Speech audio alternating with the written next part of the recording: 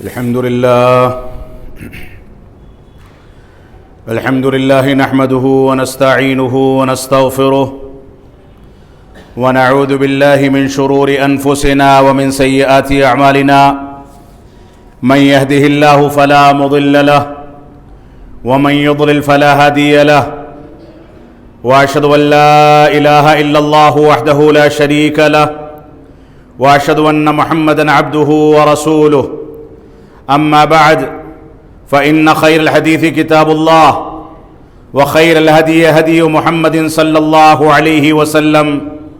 وشر الأمور محدثاتها وكل محدثة بدعة وكل بدعة ضلالة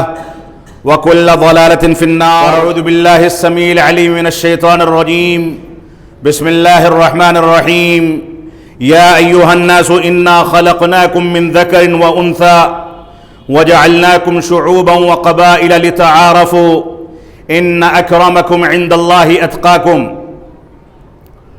محترم سامعین کرام، بزرگان دین،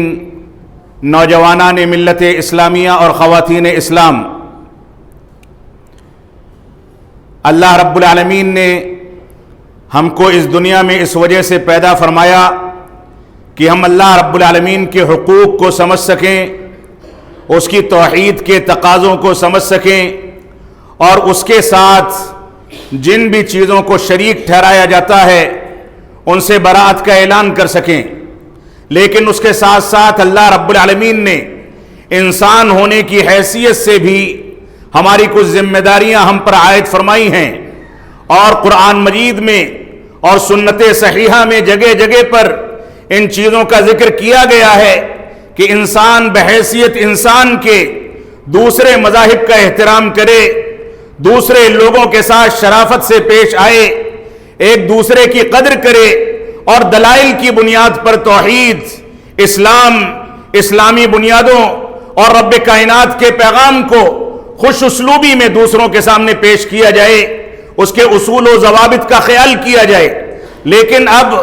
دنیا کے اندر مسلسل جو حالات پیش آ رہے ہیں، ابھی پڑوسی ملک میں قرآن مجید کے نسخے جلانے کے نتیجے میں وہاں کے کنیسہ گھروں پر آگ لگانے کے واقعات اور کنیسہ گھروں کو جلانے اور منہدم کرنے کے واقعات، اور اس سے پہلے ابھی لمبی مدت نہیں گزری ہے یہی ہریانہ کی ریاست میں مسجدوں پہ حملے کرنے کے واقعات، ائمہ کو قتل کرنے اور نہ جانے کون کون سے واقعات مسلسل سامنے آ رہے ہیں۔ یہ صبر و تحمل اور قوت برداشت کے فقدان کا ایک بنیادی نتیجہ ہے کہ ایک انسان دوسرے انسان کو بحیثیت انسان بھی نہیں پہچاننا چاہتا، بلکہ انسان کے دلوں کے اندر، انسان کی رگوں کے اندر، انسان کے ذہن و دماغ کے اندر شیطان نے ایسا گھر کر لیا ہے کہ انسان اپنی انا اور اپنی انانیت اور اپنی ہوا پرستی کے آگے کسی کا احترام نہیں کرنا چاہتا، جبکہ اسلام نے ہم کو بقائے باہم کا پورا تصور پیش کر کے اس کے مطابق زندگی گزارنے کا حکم دیا ہے، اس بات کا حکم دیا ہے کہ ہم تنوع کے ساتھ زندگی گزاریں، آپسی میل ملاپ ہمارے درمیان موجود ہو، ایک دوسرے کا احترام موجود ہو، مذاہب کی تفریق، عقیدے کی تفریق، عقیدے کا فرق اور مسلک و مشرب کا فرق یہ اپنی جگہ پر ہے، جس کو دلائل کی بنیاد پر جو جتنا بہتر طریقے سے ثابت کر سکے وہ اتنا زیادہ متقی اور پرہیزگار ہے، اور اس کے مسلک و مشرب اور اس کے مذہب کو قبول کرنے والے اس کے اسالیب دعوت کے نتیجے میں اتنے زیادہ اس کے قریب آنے والے ہیں۔ لیکن قوت برداشت کا فقدان یہ ہے کہ ہماری انا پر، ہمارے دل پر، ہمارے نفس پر یا ہمارے موقف پر ذرا سی چوٹ لگ جائے تو ہم آپے سے باہر آ کر کے گالی گلوچ اور بد کلامی کی حد تک اپنے رویے کو اختیار کر لیتے ہیں۔ اسلام اس بات کی اجازت نہیں دیتا۔ اللہ کے نبی صلی اللہ علیہ وسلم نے شعب ابی طالب میں کون سی مشکلات کو برداشت نہیں کیا۔ اللہ کے نبی صلی اللہ علیہ وسلم کو مکی دور میں آپ کی مبارک پیٹھ پر اونٹ کی اوجڑیاں ڈال کر کے پریشان کیا گیا، ستایا گیا، آپ کے راستے میں گندگیاں ڈالی گئیں، آپ کے اوپر غلط انداز کے تبصرے کیے گئے، آپ کو ایذا و تکلیف پہنچائی گئی، صحابہ کرام نے محبت رسول کے تقاضے کو سامنے رکھتے ہوئے، الفت و محبت کو سامنے رکھتے ہوئے برملا اس بات کی اجازت چاہی کہ اللہ کے نبی صلی اللہ علیہ وسلم آپ اجازت دیں تو ہم لوگ ان کا صفایا کر دیں، ان کے خلاف کارروائی کریں، ان کی بولتی بند کر دی جائے۔ اللہ کے نبی صلی اللہ علیہ وسلم نے فرمایا کہ نہیں، میں بشارت دینے والا بنا کر کے بھیجا گیا ہوں، آسانیاں پیدا کرنے والا بنا کر کے بھیجا گیا ہوں، مشکلات پیدا کرنے والا، نفرتیں بانٹنے والا بنا کر کے نہیں بھیجا گیا۔ میں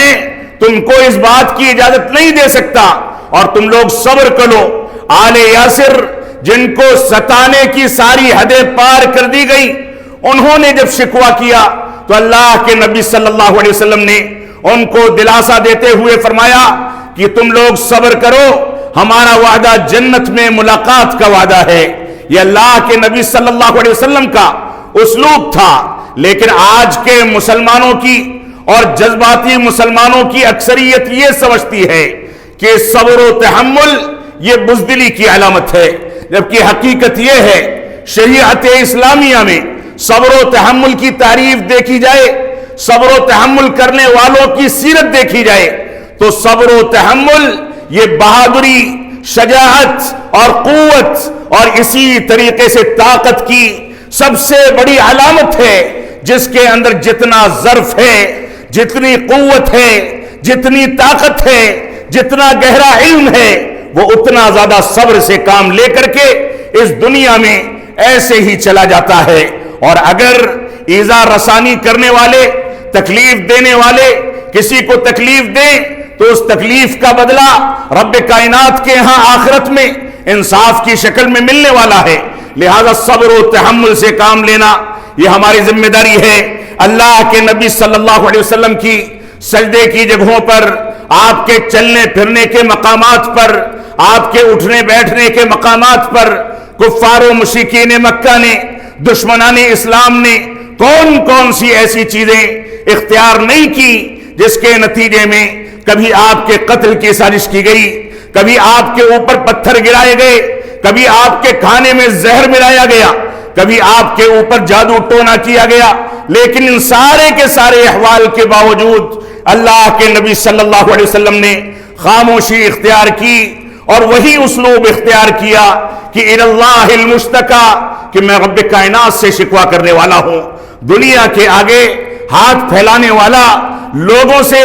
ترس کھانے اور لوگوں سے رحم کرنے کی بھیک مانگنے والا نہیں ہوں، بلکہ مجھ کو رب کائنات نے پیدا کیا ہے، وہی استقامت عطا فرمائے گا، اسی نے پیدا کیا ہے، وہی صبر و تحمل کی توفیق دے گا۔ تو ایک واقعہ اگر پیش آتا ہے تو ہمارے ملک میں قانون موجود ہے، ہمارے ملک میں ایسے امکانات موجود ہیں کہ ان امکانات کو اختیار کر کے صبر و تحمل سے کام لے کر کے ہم ان چیزوں کی کارروائی کریں۔ قرآن مجید کا نسخہ جلایا جانا اور مسلسل کئی مہینوں سے اس انداز کی رذیل حرکتیں کرنے والے جو انسانیت کے الف سے بھی واقف نہیں، جو شرافت کے شین سے بھی واقف نہیں، وہ رب کائنات کی کتاب کو، اسلامی شاعر کو آئے دن اس کی توہین کر کے، نقصان پہنچا کر کے مسلمانوں کے جذبات کو بھڑکانا چاہتے ہیں۔ لیکن ہماری ذمہ داری کیا ہے یہ ہم نہیں سمجھ پا رہے ہیں۔ ہماری ذمہ داری ہے کہ ایسی صورت میں بھی سنجیدہ فیصلے لیے جائیں، صبر و تحمل سے کام لیا جائے۔ یہ کوئی شرافت کی دلیل نہیں کہ ہماری مقدس کتاب کو کسی ناہنجار نے، کسی گستاخ نے، کسی انسانیت سے عاری انسان نے اگر جلا دیا تو اس کے بدلے میں ہم چرچ میں آگ لگا دیں، اس کو منہدم کر دیں، دوسری قوم والوں کو یا معصوموں کو اذیتیں دیں۔ اسلام اس بات کی قطعاً اجازت نہیں دیتا ہے، اور نہ ہی یہاں اس بات کی اجازت دی جا سکتی ہے کہ مسجد کے امام کے ساتھ چھیڑ چھاڑ کی جائے، مسجدوں پر حملہ کیا جائے، مسجدوں کو نقصان پہنچایا جائے، مسلمانوں کو زد و کوب کیا جائے۔ حکومتوں کو سنجیدگی کے ساتھ بیٹھ کر کے غور و تدبر کرنا چاہیے کہ ایسے عناصر کے پنجے توڑنے کے کون سے وسائل ہیں جس کے ذریعے سے اس ملک میں زندگی گزارنے والا ہر انسان، اس کا تعلق چاہے عیسائیوں سے ہو، یہودیوں سے ہو، غیر مسلموں، آتش پرستوں، مسلمانوں یا مسلمانوں کے درمیان بدقسمتی سے پائے جانے والے مسلکی و مذہبی تعصبات والوں سے ہو، ان لوگوں کو امن و سلامتی کی خوشبو کیسے ملے گی؟ حکومتوں کی سب سے بڑی ذمہ داری یہ ہے کہ جس ملک میں جو حکومت قائم ہے وہ کسی بھی مذہب سے تعلق رکھتی ہو، کسی بھی مسلک سے تعلق رکھتی ہو، اگر عدل و انصاف قائم نہیں کر سکی، امن و سلامتی کا بول بالا نہیں ہوا، تو ایسی صورت میں گویا وہ حکومت ناکام ثابت ہوئی ہے۔ ہم کو اپنے اس رویے پر نظر ثانی کرنی ہوگی۔ تو اللہ رب العالمین نے فرمایا، رب کائنات کا فرمان ہے، یا ایھا الناس انا خلقناکم من ذکر و انثی وجعلناکم شعوبا وقبائل لتعارفوا ان اکرمکم عند اللہ اتقاکم۔ اللہ رب العالمین نے فرما دیا سورۃ الحجرات میں، اے لوگو، پوری انسانیت کو مخاطب کیا گیا، فرمایا اے لوگو سن لو، انا خلقناکم، کہ ہم نے تم کو پیدا کیا ہے، من ذکر و انثی، ایک مرد اور ایک عورت کے ذریعے۔ آج کے دور میں بدقسمتی سے یہ بات کہنی پڑتی ہے اور اس تکلیف کا اظہار کرنا پڑتا ہے کہ آج ترقی کے نام پر اور دنیا کے اندر چمک دمک کے نام پر ہم جنس پرستی کو جو رواج دیا جا رہا ہے، اور ہمارے ممالک بھی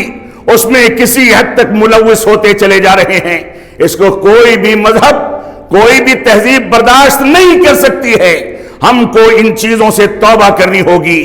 فطرت کی جانب رجوع کرنا ہوگا۔ رب کائنات نے اسی فطرت کا تذکرہ کرتے ہوئے فرمایا، انا خلقناکم من ذکر و انثی، اے لوگو، ہم نے تم کو ایک مرد اور ایک عورت کے ذریعے پیدا کیا ہے۔ تمہارا کوئی باپ ہے، کوئی تمہاری ماں ہے، ان دونوں کے ملاپ کے نتیجے میں تم کو وجود بخشا گیا۔ 9 مہینے تک تم اپنی ماں کی پیٹ میں زندگی گزارتے رہے، ماں نے درد زہ کو برداشت کیا،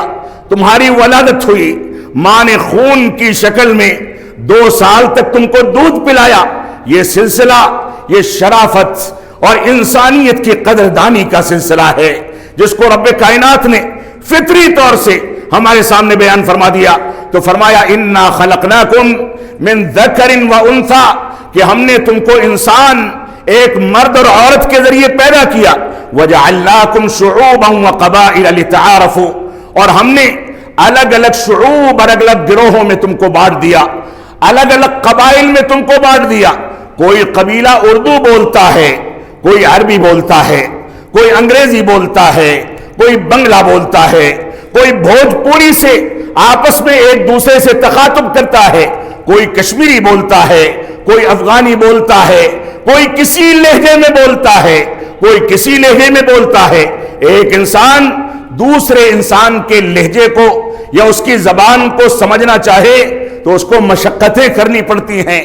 محنت کرنی پڑتی ہے، تعلیم حاصل کرنی پڑتی ہے۔ تو فرمایا، ہم نے الگ الگ قبائل میں اور الگ الگ تہذیبوں میں تم کو بانٹ دیا، لتعارفوا، یہ بانٹنے کا مقصد کسی کو کالا بنانے، کسی کو گورا بنانے، کسی کو سانولا بنانے، کسی کو ٹھگنے قد کا اور کسی کو لمبا قد دینے کے اسباب کیا ہیں؟ تم ایک دوسرے سے تعارف حاصل کر لو۔ یہ تعارف اسلام کی نشر و اشاعت کے لیے، اسلام کی دعوت و تبلیغ کے لیے معاون ثابت ہو، یہ اصل مقصد ہے مختلف تہذیبوں میں تم کو پیدا کرنے کا۔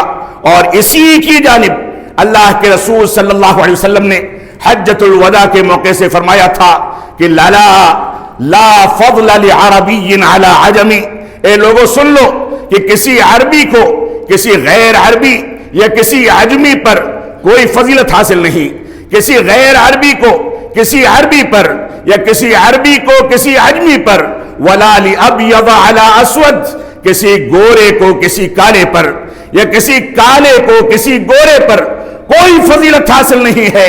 الا بالتقوی، مگر ایک معیار رکھا گیا ہے، وہ تقوی ہے، رب کائنات سے ڈرنے کا معیار ہے۔ کون تنہائی میں کتنی عبادت کرتا ہے، لوگوں کے سامنے رب کائنات کو کتنا یاد کرتا ہے، کون رب کائنات سے کتنا ڈرتا ہے؟ جو جتنا ڈرے گا وہ اتنا زیادہ مقرب ہوگا، رب کائنات کا قریبی ہوگا، چاہے اس کا رنگ کوئی بھی ہو جائے، کسی بھی تہذیب سے تعلق رکھے، کسی بھی ملک کا رہنے والا ہو، کسی بھی رنگ کا ہو، کسی بھی زبان کا بولنے والا ہو، اس سے کوئی فرق نہیں پڑتا، بلکہ تقوی معیار ہے۔ یہ تقوی ہر زبان میں پیدا ہوتا ہے، یہ تقوی ہر رنگ میں پیدا ہوتا ہے، یہ تقوی ہر تہذیب میں پیدا ہوتا ہے۔ لہذا تقوی پیدا کر کے تم رب کائنات کے مقرب بنو، اور اسی کے بارے میں اللہ رب العالمین نے اس آیت کریمہ میں بھی آخری ٹکڑے میں فرما دیا، ان اکرمکم عند اللہ اتقاکم۔ اے لوگوں سنو، تم میں سب سے زیادہ باعزت وہ ہے جو سب سے زیادہ تقوی رکھتا ہے، سب سے زیادہ رب کائنات سے ڈرتا ہے، وہی سب سے زیادہ باعزت ہے اور سب سے زیادہ عزت و وقار والا ہے۔ لہذا تم کو اگر محترم بننا ہے، عزت و وقار کمانا ہے، رب کائنات کی قربت اختیار کرنی ہے، تو ایک ہی نسخہ ہے، وہ یہ کہ تم تقوی اختیار کر لو۔ اور اللہ کے نبی صلی اللہ علیہ وسلم نے اسی چیز کا تذکرہ حجۃ الوداع میں کیا تھا، جس کا ذکر آپ کے سامنے کیا گیا، اور رب کائنات نے سورۃ الروم میں ارشاد فرمایا، وَمِنْ آيَاتِهِ خَلْقُ السَّمَاوَاتِ وَالْأَرْضِ وَاخْتِلَافُ أَلْسِنَتِكُمْ وَأَلْوَانِكُمْ إِنَّ فِي ذَلِكَ لَآيَاتٍ لِلْعَالِمِينَ۔ اللہ رب العالمین نے فرمایا یہ رب کائنات کی نشانیوں میں سے چند نشانیاں ہیں کہ اللہ رب العالمین نے آسمانوں کو پیدا فرمایا، زمینوں کو پیدا فرمایا، اور تمہاری زبانیں مختلف بنائی، کوئی کسی لہجے میں، کوئی کسی زبان میں، کوئی کسی اسلوب میں بولتا ہے، تمہاری زبانوں کو مختلف بنایا ہے۔ وَأَلْوَانِكُمْ، اور تم کو الگ الگ رنگ والا بنایا، کسی کو گورا بنایا، کسی کو سانولا بنایا، کسی کو کالا بنایا، کسی کو بالکل سیاہ بنا دیا کہ اس کے جسم کے اندر اگر اندھیرے میں بیٹھ جائے تو شناخت کر پانا مشکل ہے، لیکن اس کو بھی تقوی کی بنیاد پر فضیلت حاصل کرنے کا اختیار دیا گیا۔ ان فی ذالک لآیات للعالمین، اللہ رب العالمین نے فرمایا ان چیزوں میں، ان اختلافات میں تمام جہان والوں کے لیے رب کائنات نے اپنی نشانیاں رکھی ہیں، نصیحتیں رکھی ہیں، لہذا ان چیزوں سے عبرت حاصل کی جائے۔ ہماری ذمہ داری ہے کہ ہم آپس میں انسانیت کے احترام کے لیے ان چیزوں کو سامنے رکھیں۔ اسلام اور اسلاف امت نے اپنی کتابوں میں اس بات کو صراحت کے ساتھ ذکر کیا ہے کہ بقائے باہم کی گنجائش، آپس میں زندگی گزارنے کی گنجائش، یہ اسلام ہم کو دیتا ہے، اس شرط پر کہ منکرات کو منکر کہا جائے، نہی عن المنکر کے فریضے کو نظر انداز نہ کیا جائے، امر بالمعروف کے فریضے کو نظر انداز نہ کیا جائے، آپ سب کے ساتھ زندگی گزاریں، شرافت کے ساتھ، سنجیدگی کے ساتھ، بہتر اسلوب میں ایک دوسرے کے سامنے اسلام کا پیغام پہنچائیں اور ان کے ساتھ زندگی گزاریں۔ یہی اسلام کا حقیقی رنگ ہے۔ تو بقائے باہم یہ اسلام کا بنیادی حکم ہے، انسان کی تکریم اور احترام کا حکم جو اس آیت کریمہ میں دیا گیا، یہ بھی بقائے باہم کی ایک دلیل ہے۔ اسی طریقے سے اللہ رب العالمین نے فرمایا وَلَقَدْ كَرَّمْنَا بَنِي آدَمَ وَحَمَلْنَاهُمْ فِي الْبَرِّ وَالْبَحْرِ وَرَزَقْنَاهُمْ مِنَ الطَّيِّبَاتِ وَفَضَّلْنَاهُمْ عَلَى كَثِيرٍ مِّمَّنْ خَلَقْنَا تَفْضِيلًا۔ اللہ رب العالمین نے فرمایا کہ ہم نے بنی آدم کو دوسری مخلوقات پر عزت دی ہے، وقار دیا ہے۔ وَحَمَلْنَاهُمْ فِي الْبَرِّ وَالْبَحْرِ، اور بر و بحر کے اندر ان کے لیے سواریاں تیار کی ہیں، ان کو سوار ہو کر کے چلنے کی توفیق دی ہے، ان کو پاکیزگی عطا فرمائی ہے۔ وَرَزَقْنَاهُمْ مِنَ الطَّيِّبَاتِ، اور ان کو پاکیزہ روزی عطا کی گئی۔ وَفَضَّلْنَاهُمْ عَلَى كَثِيرٍ مِّمَّنْ خَلَقْنَا تَفْضِيلًا، اور انسان کو انسان ہونے کی حیثیت سے دنیا میں پیدا ہونے والی بے شمار مخلوقات پر رب کائنات نے اکرام دیا ہے، عزت و وقار دیا ہے، فضیلت دی ہے۔ جیسے انسان چرند پرند سے زیادہ افضل ہے، انسان جناتوں سے زیادہ افضل ہے، انسان ایسی تمام مخلوقات سے افضل ہے جن مخلوقات کو رب کائنات نے اس دنیا میں پیدا فرمایا، لیکن انسانوں جیسی ذمہ داری عطا نہیں فرمائی۔ اس انسان کو قرآن مجید جیسی کتاب دی گئی۔ اس انسان کو جب ساری مخلوقات نے قرآن مجید کو قبول کرنے سے انکار کر دیا تو اس انسان نے اس کو قبول کرنے کی طاقت دکھائی اور اپنے کندھوں پر اٹھا کر کے اس کے مطابق اپنے آپ کو اس کا اہل بنایا۔ انبیاء اور صحابہ کرام اس کے اہل بنائے گئے۔ تو یہ انسان کی فضیلت ہے کہ دوسری مخلوقات پر انسان کو رب کائنات نے فضیلت عطا فرمائی ہے۔ تو اس آیت کریمہ میں بھی اللہ رب العالمین نے بھائی چارے کا حکم دیا، انسانیت کی قدردانی کا حکم دیا، اور انہی آیات اور دوسرے دلائل سے استنباط کرتے ہوئے علماء کرام کہتے ہیں یہی وجہ ہے کہ انسان کو اپنے عقیدے میں آزاد رہنے کا اختیار دیا گیا ہے۔ اللہ رب العالمین نے فرمایا لا اکراہ فی الدین، کسی کو دین کے بارے میں جبر کرنے کا اختیار نہیں ہے، زبردستی کسی کو کوئی عقیدہ منوانے کا اختیار نہیں ہے۔ یہ فضول باتیں ہیں کہ سڑکوں پر نکل کر کے کسی سے نعرے لگوائے جائیں کہ تم فلاں بھگوانوں کا نعرہ لگاؤ۔ یہ فضول باتیں ہیں کہ آپ جا کر کے جبرن کسی سے کہیں کہ تم اللہ اکبر کہو۔ اسلام سے، اسلامی تعلیمات سے اس کا کوئی واسطہ نہیں۔ لہذا ہماری ذمہ داری ہے کہ ہم ان چیزوں کو سامنے رکھیں۔ اسلام نے ہر شخص کو، ہر انسان کو عقیدے کی آزادی کا اختیار دیا ہے۔ دلائل کی بنیاد پر حقیقی باتیں اس کے سامنے واضح کیا جانا یہ دعوت و تبلیغ کا، امر بالمعروف اور نہی عن المنکر کے فریضے کا تقاضا ہے، لیکن ہر شخص عقیدے کو اختیار کرنے کے لیے آزاد ہے۔ دلائل سن کر بھی کوئی نہ مانے تو نہ مانے، آخرت میں اس کو جواب دینا ہے۔ لہذا عقیدے کی اور مذہب کی آزادی یہ اسلام نے انسانوں کو اختیار دے رکھا ہے۔ اسی طریقے سے بقائے باہم کے لیے، آپسی زندگی گزارنے کے لیے علماء کرام لکھتے ہیں کہ انسان کو یہ بھی اختیار دیا گیا کہ آپس میں ایک دوسرے سے مکالمے، گفتگو، ڈائیلاگ، افہام و تفہیم کا ماحول بنایا جائے، ایک دوسرے سے بات چیت کی جائے، بقائے باہم کے لیے ایک دوسرے کے جذبات کو سمجھا جائے، ایک دوسرے کے ساتھ اٹھنے بیٹھنے کا سلیقہ سیکھا جائے، اور شرافت کے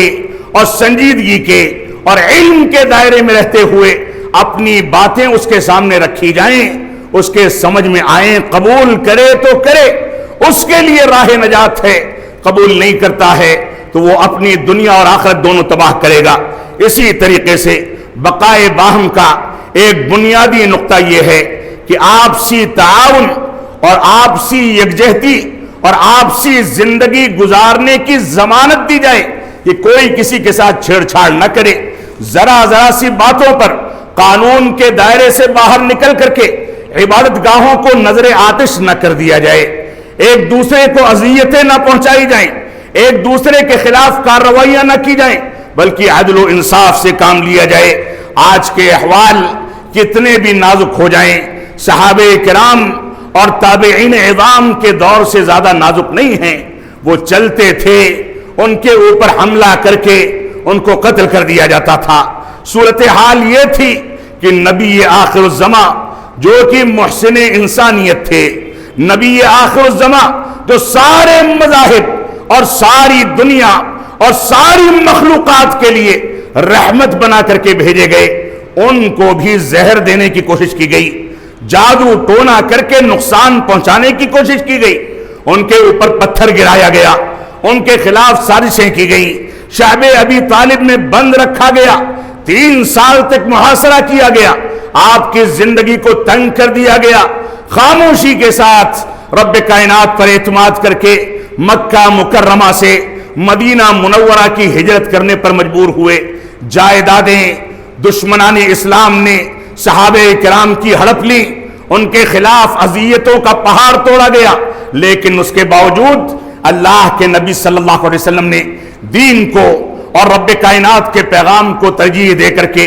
صبر و تحمل سے کام لیا۔ بحیثیت مسلمان کے آج ہماری ذمہ داریاں کیا ہیں؟ کیا ہماری ذمہ داری یہی ہے کہ ذرا سی بات پر ہم جذبات میں آ کر کے دوسروں کو اذیتیں پہنچائیں اور اپنی مسجدوں کو ویران چھوڑ دیں؟ آپ صلاۃ فجر میں تقریباً 10 لاکھ کی آبادی کے اسی اوکھلا کی آبادی کو دیکھ لیں کہ کتنے افراد ہیں جو صلاۃ فجر با جماعت آ کر کے ادا کرنے کی زحمت گوارا کرتے ہیں، اور کتنے ایسے لوگ ہیں جو چادریں تان کر کے بڑے آرام سے سوئے پڑے رہتے ہیں۔ ان کو رب کائنات کی ندا اور اذان کے کلمات کی کوئی پرواہ نہیں۔ آپ کتنے بھی جذباتی ہو جائیں، دین کا کتنا بھی دفاع کر لیں، لیکن آپ خود مسلمان نہ ہو سکے، نمازوں کی پابندی کرنے والے نہ بن سکے، آپ کے بچے مسجدوں سے واسطہ اور رابطہ نہ بنا سکے، مسجدوں سے اپنا رشتہ مضبوط نہ کر سکے، تو ایسی دینداری اور ایسی جذباتیت اور ایسی شدت اور اس انداز کے جذبات کا کوئی فائدہ نہیں۔ اگر آپ دین پر رہ کر کے زندگی گزارتے ہیں، اپنے معاملات کو رب کائنات کے حوالے کرتے ہیں، اور اس کے بعد دینی غیرت کی بنیاد پر آپ کے اندر جذبات پیدا ہوں،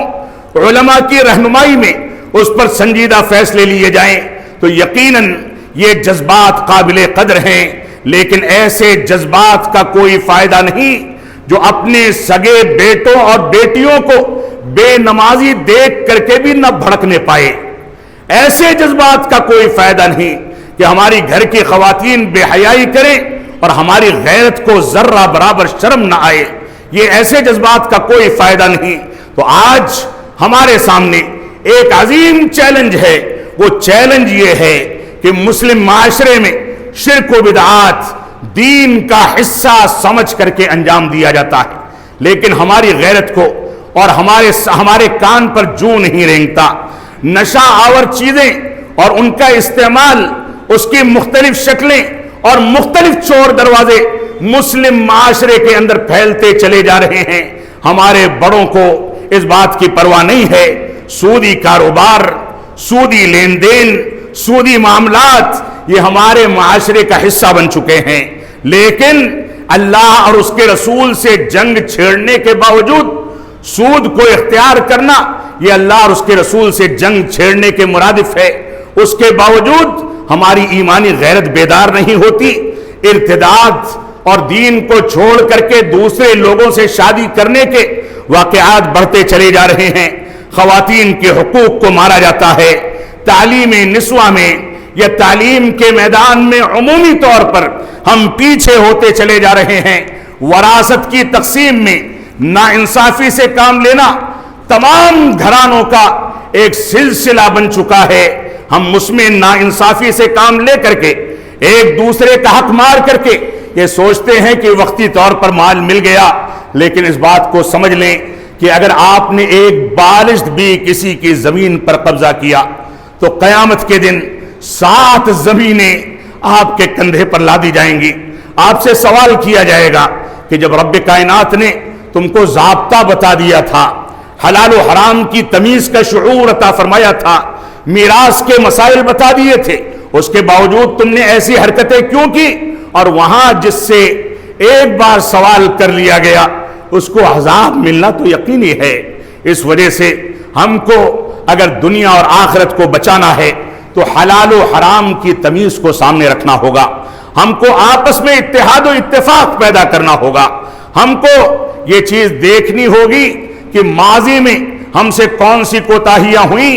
اور ان کوتاہیوں کے نتیجے میں ہم نے کون سی ناکامیاں مول لی ہیں، لہذا مستقبل میں ان کوتاہیوں سے توبہ کر کے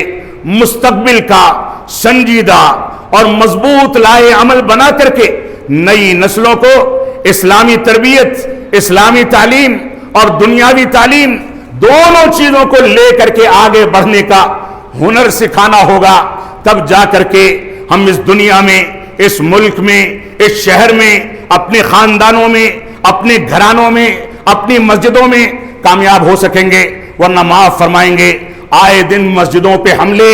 ہمارے ائمہ کو قتل کیے جانے کے واقعات، ہماری جانب سے جذباتی نعرے، یہ سب لگتے رہیں گے، لیکن اس کا کچھ نتیجہ نکلنے والا نہیں ہے۔ آپ کو نتیجہ چاہیے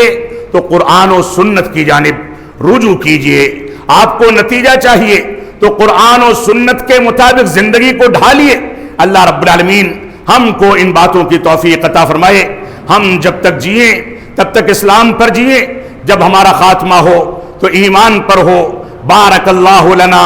ولکم فی القرآن المجید ونفعنی وإیاکم بالآیات والذکر الحمید، انہ تعالی جواد کریم ملک بر الرؤوف الرحیم۔